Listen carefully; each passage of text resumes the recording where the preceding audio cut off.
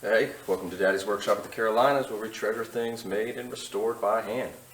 So today we're going to take a look at this Powermatic 1150 drill press. This is from the early to mid 1960s, based on the color scheme, the badges, and the serial number. So this is going to be a cleanup, and as I'm going through the process, just going to document it to help others out who are working on similar machines, and we'll see what we get into here. First things first, let's see if she fires up. Oh, we got that distinctive humming sound, no movement on the shaft or anything. Probably the capacitor. So let's see what we got with that capacitor. So I just took the capacitor cover off, and look what we found. We found a big mess is what we found. This capacitor has been definitely seen better days. It's all sort of cracked, it's leaked. So this obviously was the problem, or at least one of the problems. So, got a replacement there. And when you size a capacitor, you want to try to find the same dimensions and the same rating on the capacitor. And so we'll see what we've got in here.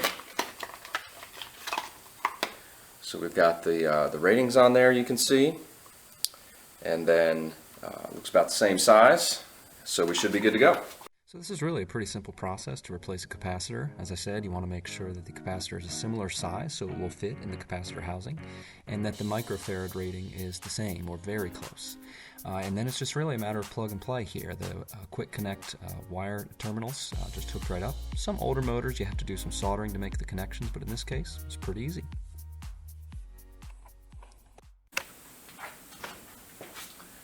Okay, so the new capacitor's all on. Plugged in, let's see what we got now.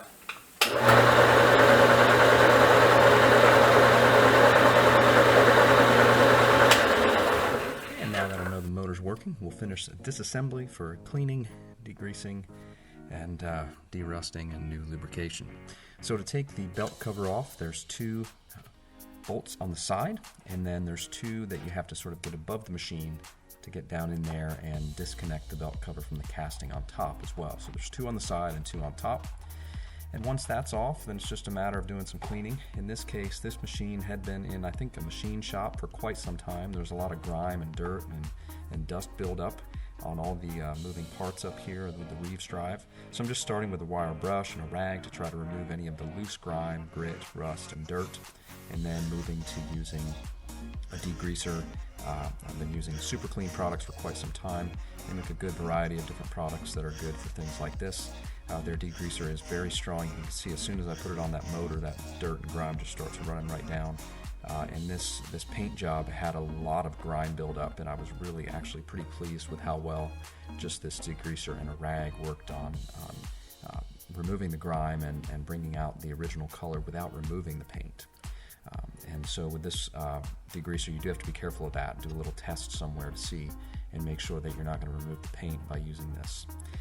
So then I just kept working my way around here, removing the depth stop here, just a simple nut and bolt to loosen, and then that comes right out. And then using wire brush and some degreaser again, as I said. In this case, as I'm working my way around, I did make a mistake here. I got a little bit of the degreaser on the red gauge, depth gauge badge, and the RPM chart up at the top. You can see right there, I removed a little bit of that red off of the chart because I sprayed some degreaser on that by accident. So that was my bad there. So I would say just be careful, especially with the badge.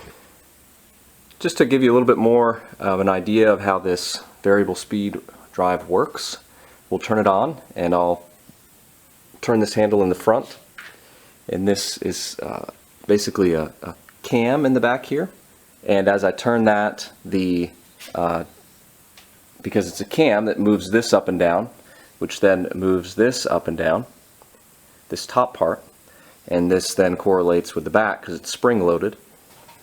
So we'll turn it on, and I'll give it a couple turns, and you can get an idea how it all works.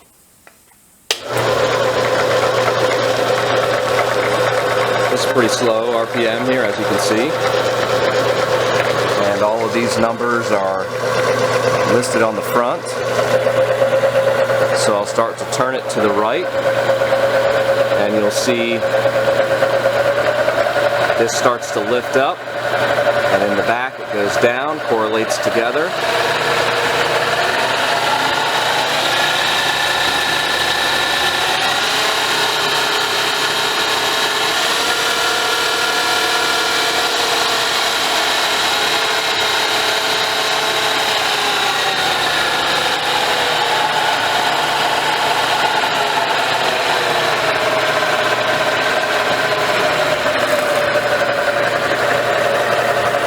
Gives you an idea how it works. And now that we've got everything cleaned up and we've investigated everything to make sure everything works, especially that Reeves drive, now we'll start reassembly. We're going to start with the belt cover, and just like the disassembly, there's 2 bolts that connect the belt cover to the casting. And so you've got to work from above to get those connected to the casting on the top side. And then also there'll be 2 on the side that we'll get to here in a minute.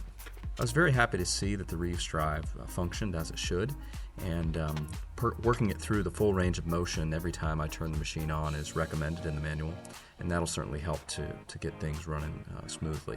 It had sat for a long time, so I was pleased that it still went through the full range of motion, and the more I've worked it back and forth, the easier that movement was, so that's a good sign.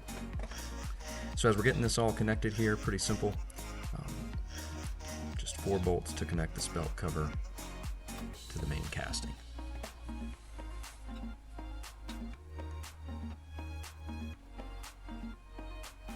Once we have that all done, then I started working my way down the column with the table and the base. And again, I'm just using the same technique here. I'm not going to repaint, and so I'm just trying to remove all the dirt and grime that's loose, first with wire brush and rag, and then moving on to degreaser. And I'm using this Super Clean product. Again, though, you want to be careful and make sure that you test it on a space that's not going to be noticeable. And in my case, on this machine, I made a mistake. I got some accidentally onto the red badges, and some of that red paint came off when I brushed it by accident with a rag. This base, as you can see, was really dirty and grimy. I wasn't even sure if there was really any green paint under all this rust and grime and metal shavings and all sorts of stuff and oil and whatnot. But I just worked through about probably 3 times with a wire brush and then degreaser and then a rag, and working through multiple times. You can see the table was coming along pretty good, but that base, that grime was still there, so that took several times. But when all was said and done, I was actually really pleased to recover some of that green color. You can see here I went back to a wire brush. All in all, I was pleased with how that looked at the end, that there was actually some green under there and that it wasn't completely ruined. Then after working on that, I went to the tables, and in this case just used a random orbit sander since it was not a big surface area to work on. And I did some dry sanding and wet sanding. I think I went through 120 up to 220. 120 and 220 was really all that I did here. And then the pedestal base there was some surface rust as well. But it really didn't take all that long because it's a small surface area, and again, it just was some surface rust. As far as the column goes, I just we used some sandpaper and some machine oil just to clean it up. I didn't work it fully.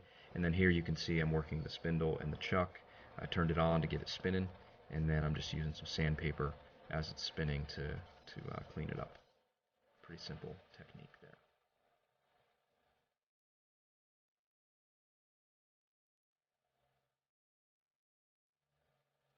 So the cleanup process is going along good. We're getting there. Almost done.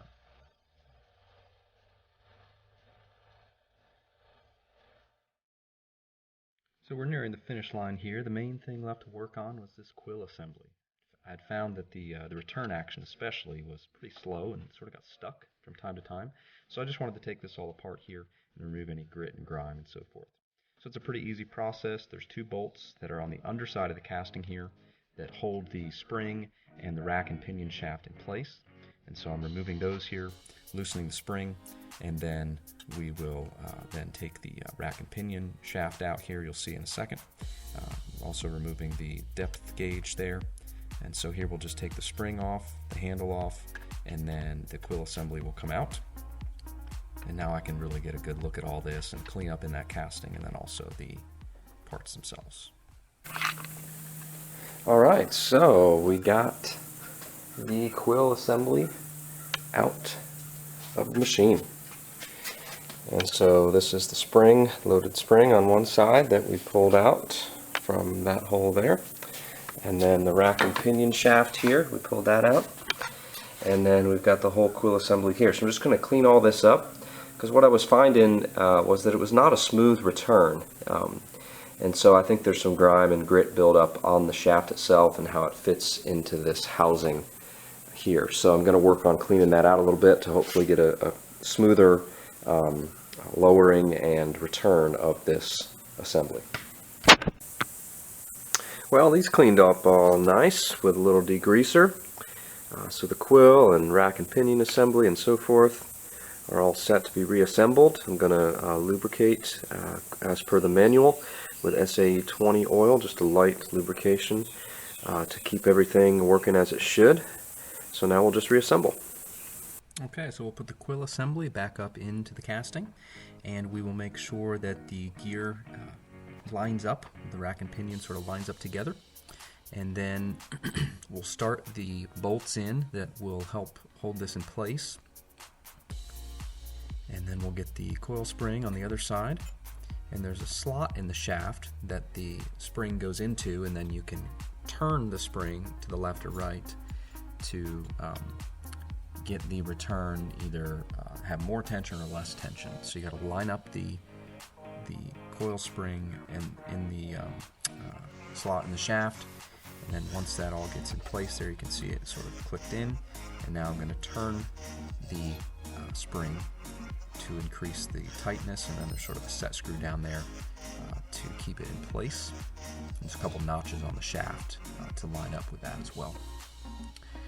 And so this is now just a matter of trial and error to get the return proper. It took me a little bit, but eventually I got it so that it returned up to the top, not too fast, not too slow, and it was a lot smoother once I got all the grime and grit out of there. And so there you have it, a nice little cleanup of this Powermatic 1150 drill press, variable speed from 1968. Cleaned up nice. It's going to have a new life here in my shop. Really looking forward to using it, and really excited about this variable speed feature. I don't have to change the belts on the step pulleys. Just turn the knob and get the speed you want. Pretty cool. Hopefully something in the video is helpful for you if you're dealing with drill presses and working on your machines. Hopefully it gives you the confidence to tackle repairing, refurbishing, and restoring these classic old machines and treasuring things made and restored by hand. Bye. So let's just wrap this up with a little bit of recap shots and some before and after pictures. Here you can see a before shot. As I said, the paint wasn't in the best condition. There was lots of grime and grit, but it really cleaned up well, all things considered, without having to repaint. I was really pleased with that. The table itself was in fine condition, just a little bit of surface rust, so that wasn't much work at all, as well as the shaft and the chuck and so forth. Not a lot of work there. The base did take some effort, and I was really pleased with, again, nothing special, just a little bit of elbow grease and then super clean products, and it cleaned up well without having to fully repaint. Here you can see the Powermatic drill press next to a Wilton drill press that I've also recently worked on. I'm going to use the Wilton for metalworking. It's got a production table, and then the Powermatic you can see here for woodworking. Really pleased with it. It is a beast, and hope you learned something from the video. Make sure to follow us on Facebook, Instagram, YouTube, etc. Make sure to hit the like button. If there's anything else I can do, let me know. And if I can do it, you can do it. Hey, thanks for watching. Hope the video has been helpful for you. Feel free to subscribe using the subscribe link. And if you've benefited from the channel and enjoy what you see here, consider donating using the PayPal link that's on my banner picture on my YouTube channel homepage. I put out a video per week. Hope they're helpful. Anything else I can do, contact me. Thanks a lot.